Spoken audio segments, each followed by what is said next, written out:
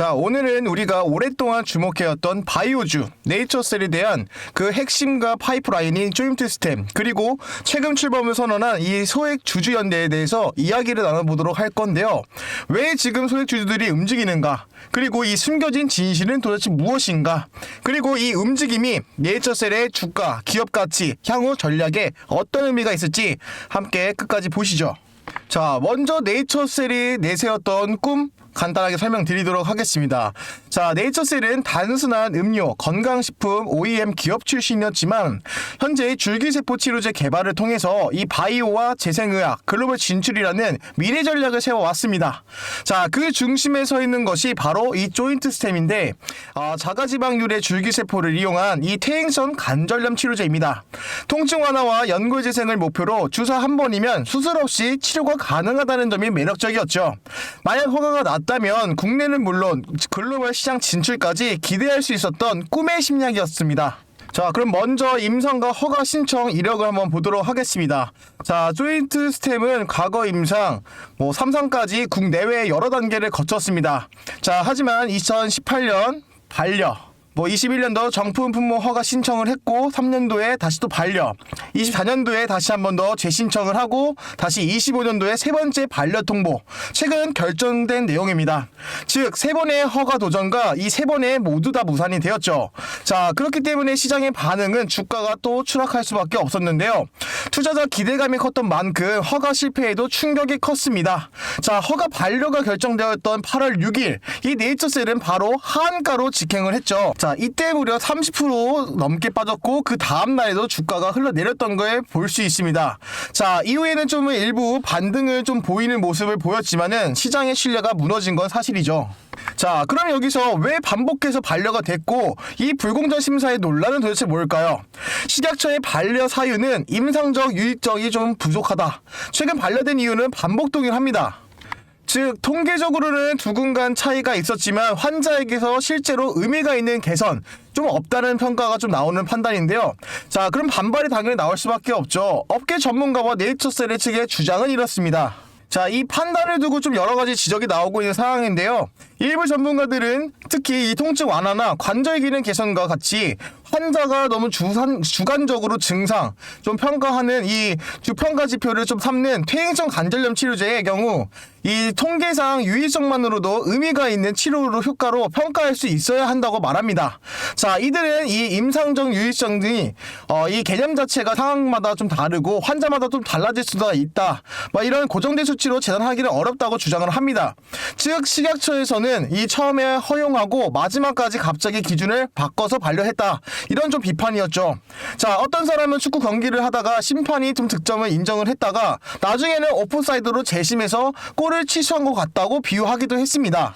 자, 이러한 반려 결정은 단순히 이 과학적으로 판단할 것이 아니라 자, 규제와 당국의 재량과 이 해석에 큰 영향을 받습니다. 자, 개발사 측은 일부 외부 전문가들은 기존 승인된 임상 설계에서 요구되었던 이 기준을 충족했다고 보고했음에도 이 허가 심사 단계에서 다른 기준들이 좀 예측 가능성과 일관성 원칙에 좀 위배된다고 주장을 했죠. 더군다나 이 비슷한 줄기세포 치료제가 이 국내에서 허가되었던 사례가 거의 없고 드문 이제 경우의 수가 매우 낮기 때문에 제도적이나 구도적 한계에서 보여주는 대목입니다. 즉, 단순히 효과 없음 이게 아니라 허가 체계에 대한 문제, 규제 당국의 잣대에 대한 이 근본적인 의문이 제기되고 있는 상황인데요. 자, 그래서 이번에 이 주주들이 행동을 벌였던 게 이 숨겨진 진실 드디어 터진다는 겁니다. 자, 소액 주주들이 연대 공식적으로 출범을 했죠. 이런 배경에서 이 최근 네이처셀의 소액 주주들이 뜻을 모으기 시작을 했습니다. 자, 오늘 내일 날짜죠. 자, 29일 날짜로 해서 전국 각지에서 100명에서 150명 규모로 이 주주연대 공식 출범이 예정되어 있습니다. 자, 그들의 세건의 1차 목표는 분명합니다. 자, 그중 첫 번째가 이 식약처의 허가 심사 행위가 불공정했거나 미흡했다는 의혹을 공개적으로 제기를 했고, 자, 두 번째는 단순한 항의가 아니라 제도적 투명성과 기업의 지배구조를 개선을 요구를 하는 겁니다. 자, 주주 B씨는 현재 확보한 지분율이 4%대였지만, 자, 온오프라인에 흩어져 있던 47,000명이 넘는 소액주주들한테 모아서, 자, 10%대까지 확대하는 게 목표라고 말했습니다. 자, 이는 단순 참여 선언이 아니라 실질적인 견제 세력으로 성장하겠다는 뜻이죠. 자, 과거 네이처셀의 발행 주식은 약 76% 소액주주들이 보유하고 있다는 점에 감안한다면 이 연대는 단순한 형식이 아닌 잠재적 영향력을 가진 집단입니다. 자, 그럼 왜 지금일까요? 이 단기랑 장기 전략을 살펴보면 아시겠는데요. 자, 먼저 단기적인 부분에 대해서는 이 허가 반려의 부당성을 좀 알리고 이 제약 당국의 책임을 묻겠다는 무언의 압박입니다. 자, 장기적인 부분에 대해서는 이 단순 허가 이슈로 끝나지가 않고 회사의 지배구조의 투명성과 경영 책임, ESG 전반에 거친 문제를 제기할 가능성이 존재를 하는 거죠. 자, 이는 단순한 투자자가 항의가 아닌 기업의 거버넌스의 변화를 요구하는 움직임입니다. 자, 주주연대가 어느 정도 결집을 하고 이 10% 내외 지분을 확보를 한다면 의결권 행사와 이사의 압박과 공시 요구, 경영 감시 등 실질적인 힘이 가질 가능성이 매우 높아지는 거죠. 자, 그럼 이 연대가 왜 중요할까요? 투자자 입장에서 본 의미 간단하게 설명드리도록 하겠습니다. 자, 첫 번째로는 이 숨겨진 리스크와 이 규제 리스크, 거버넌스 리스크가 있는데, 지금까지 많은 투자자는 이 줄기세포 치료제 개발이라는 성장 스토리에 집중을 했지만, 이번 주주연대의 출범은 단순히 이 기술 실패 이상의 구조적 리스크를 드러납니다. 즉, 허가 심사 기준의 예측 불확실성과 이 회사 오너 중심의 지배구조라는 이중 리스크죠.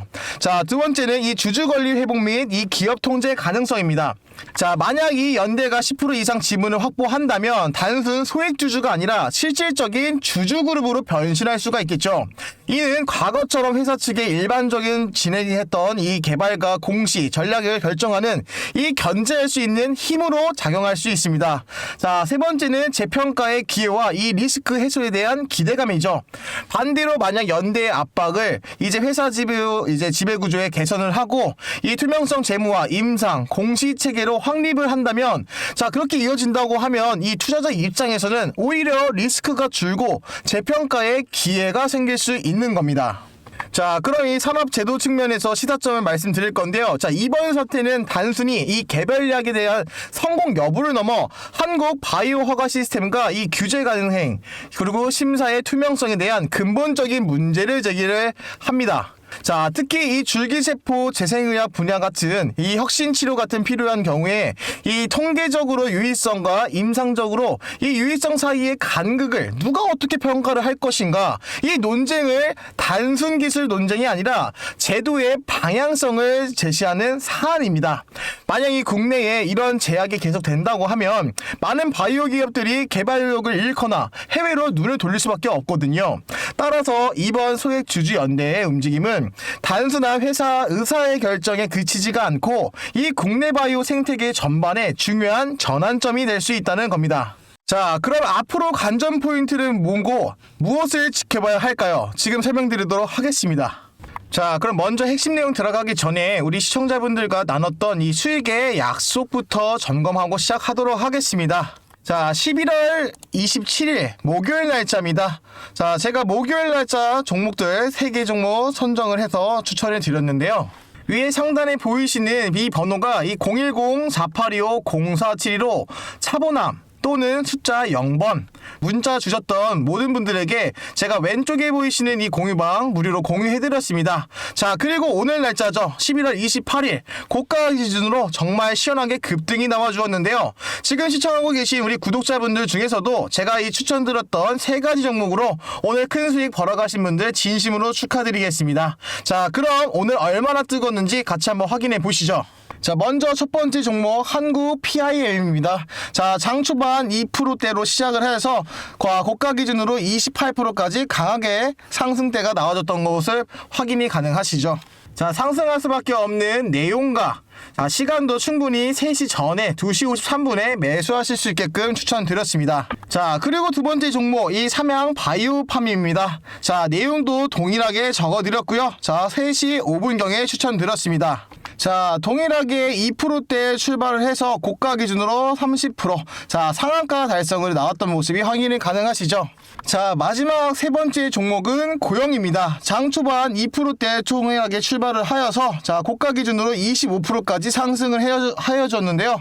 자, 오늘 장 마감했을 때는 21%의 유지하는 모습을 보여줬습니다. 자, 왼쪽에 보이시는 이 그래프 장대 양봉을 크게 만들어줬던 모습이 확인이 가능하시죠. 자, 그럼 한국 PIM 28%, 자, 그리고 삼양 바이오팜 30%, 자, 그리고 고영 25%. 자, 100만원만 담으셨더라도 이 정도 수익 충분히 가지고 나올 수 있었습니다.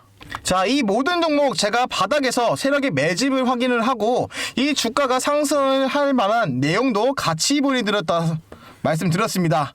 자, 2시 53분, 3시 5분, 3시 6분 충분히 장 마감 전에 매수하실 수 있게끔 제가 종목을 추천해드리고 있습니다. 바로 지금 보고 계신 게 11월 27일 목요일 추천 내역입니다. 자, 이렇게 저는 이슈와 재료가 터지기 전에 준비된 종목을 가장 효율적인 시점에, 즉 종가 직전에 포착을 하여서 함께 수익을 극대화하는 기회를 드렸는데요. 자, 투자라고 하는 것은 결국에 이 실시간으로 내가 매수하고 매도할 수 있는 이 타이밍을 잡는 것이 가장 큰 핵심이죠. 제가 영상에서도 많은 종목을 추천해드리고 있지만 실제 투자에서는 이 매수와 매도할 수 있는 그 능력을 길러나가는 것이 여러분들의 수익을 극대화하시는데 정말 큰 도움이 되겠죠.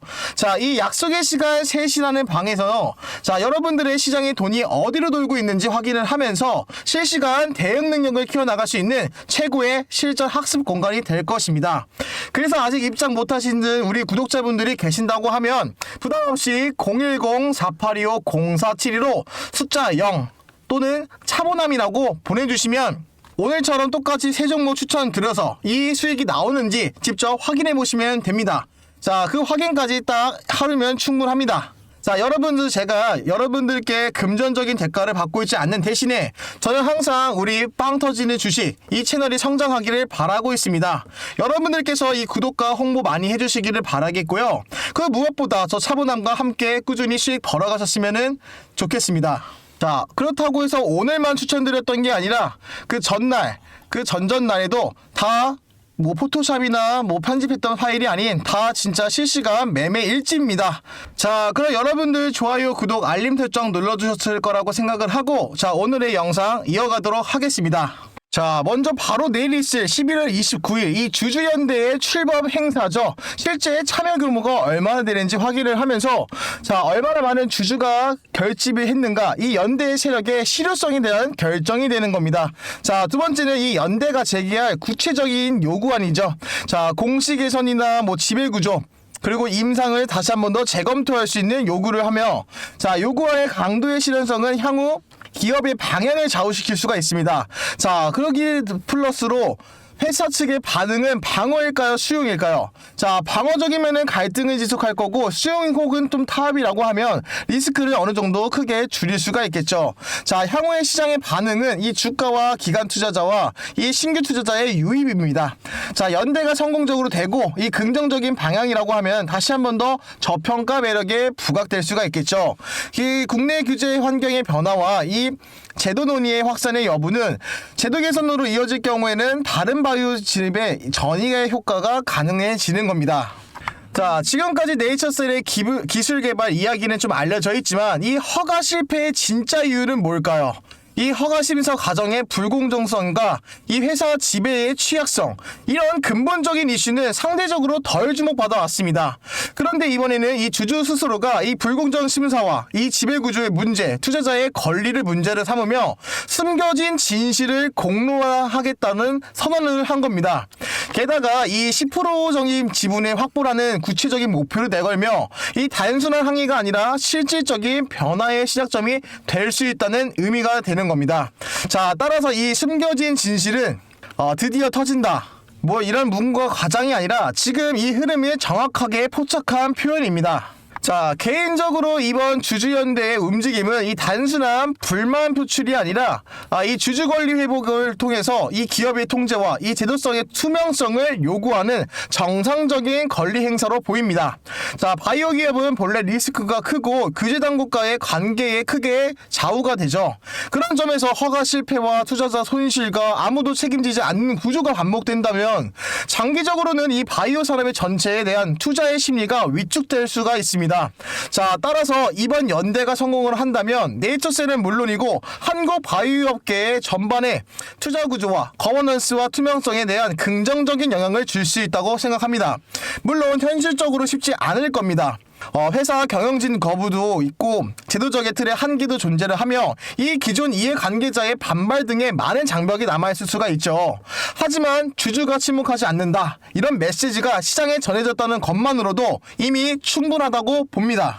자, 그럼 제가 준비한 내용은 여기까지고요. 제가 영상 하단에 고정 댓글에다가 제가 링크 하나 남겨드렸습니다. 자, 이 링크가 무엇이냐면은 지금 왼쪽에 보이고 계신 이 무료 종목 소통방인데요. 자, 여기서 지금 네이처셀의 과거의 변고점들이 있는 자리들인가, 오늘 지지 반등이 나왔다는 거나 뭐 이슈적인 거나 기술적 분석 지표 다 올려드리고 있습니다. 자, 간단하게 바쁘신 와중에서도 자, 이 내용들만 간단하게 확인하시고, 자, 위에 상단에 돋보기 클릭하시면서 종목명 입력하시면은 자, 제가 모든 1000여 가지의 종목들이 다 지금 올려드리고 있습니다. 자, 근데 이제 앞으로도 추가적으로 더 올려드릴 거고요.